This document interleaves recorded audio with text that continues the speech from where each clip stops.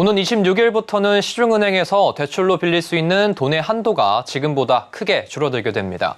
현 대출 한도 기준에서 미래 금리 인상 가능성까지 고려한 스트레스 DSR이 반영되기 때문인데요. 업계에선 대출 한도가 2%에서 최대 10%까지 줄어들 것으로 예측하고 있습니다. 이 제도 시행과 관련된 내용 김도아 기자와 함께 이야기 나눠보겠습니다. 안녕하십니까? 안녕하세요. 네, 이 스트레스 DSR 여전히 좀 생소한 용어입니다. 어떻게 대출을 줄이고 규제한다는 뜻인가요?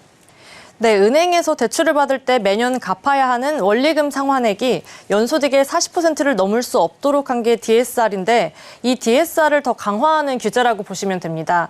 26일부터는 원리금을 계산할 때 일종의 추가 금리를 더 얹어서 이자를 더 늘리는 건데요.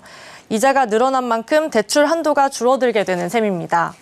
스트레스 DSR은 변동금리를 기준으로 미래 변동 상황, 즉 위험 요소까지 반영하자는 건데 변동금리가 크게 오를 걸 미리 대비한 거라고 보시면 될 것 같습니다. 금융당국은 올해 전 업권에 순차적으로 도입한다는 계획을 세웠는데요. 26일부터는 주택담보대출이 먼저 적용됩니다. 아파트 분양 같은 집단대출은 25일까지 입주자 모집 공고가 시행된 경우 일반 주담대는 25일까지 부동산 매매 계약이 체결됐다면 이번 스트레스 DSR 적용을 받지 않습니다. 은행권 신용대출과 이금융권 주택담보대출은 오는 6월부터 적용하기로 된 상태고 이금융권 신용대출을 포함한 전 대출에 적용하는 시기는 올 하반기로 금융당국은 예상하고 있습니다. 네, 이 스트레스 DSR의 제도의 핵심이 결국에는 이 대출 한도를 축소하는 건데 그렇다면 이 본인들의 대출이 얼마나 한도가 줄어들게 되는지가 가장 궁금할 것 같은데요. 네, 스트레스 금리는 과거 5년 중 가장 높았던 대출 금리에서 현재 대출 금리를 뺀 값으로 정해집니다. 금리 하하는 1.5%, 상하는 3%입니다. 그러니까 최소 1.5%에서 최대 3%의 금리가 가산돼서 연간 원리금 상환액이 커지고 그만큼 대출 한도가 줄어드는 겁니다. 금융당국은 올 상반기는 스트레스 금리를 25%, 하반기에는 50%를, 그리고 내년부터는 100% 그대로 적용하기로 했습니다. 예를 들어 연봉이 1억 원인 차주가 5%대 변동금리에 30년 만기, 분할 상환 대출을 받는다면 현재 기준으로 대출 한도는 6억 6천만 원입니다.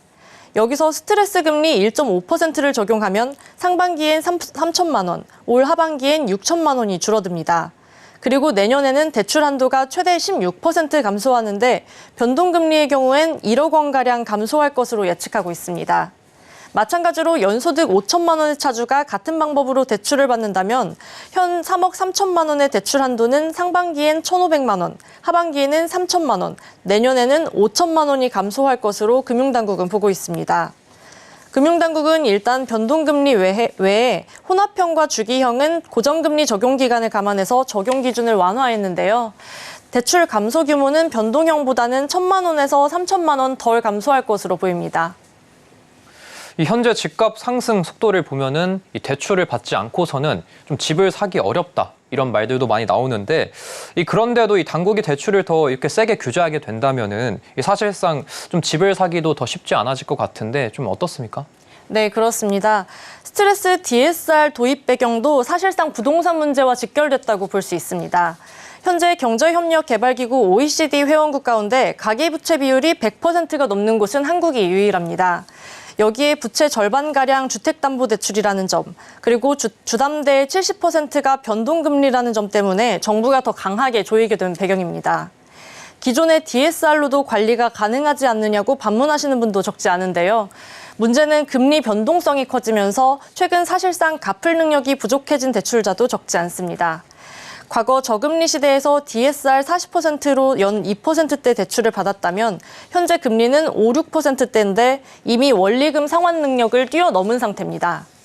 또 혹 집값이 크게 하락한다면 상환 능력은 더욱더 부족해질 수밖에 없습니다. 스트레스 DSR은 캐나다와 호주, 홍콩에서도 시행 중인데요. 캐나다는 약정금리, 즉 기존금리의 2%포인트 가산한 스트레스 금리를 작용하고 있습니다. 호주는 완충 이자율이라는 이름으로 3%포인트를 가산한 금리를 적용하고 홍콩은 2%포인트 인상해서 주담대 총량을 관리하고 있습니다. 금융당국은 스트레스 DSR이 실행되면 가계대출 규모가 크게 줄어들고 고정금리 확대 등 가계부채가 질적 개선에도 도움을 줄 것으로 보고 있습니다. 네, 지금까지 김도하 기자와 함께 스트레스 DSR에 대해 살펴봤습니다. 오늘 말씀도 감사합니다.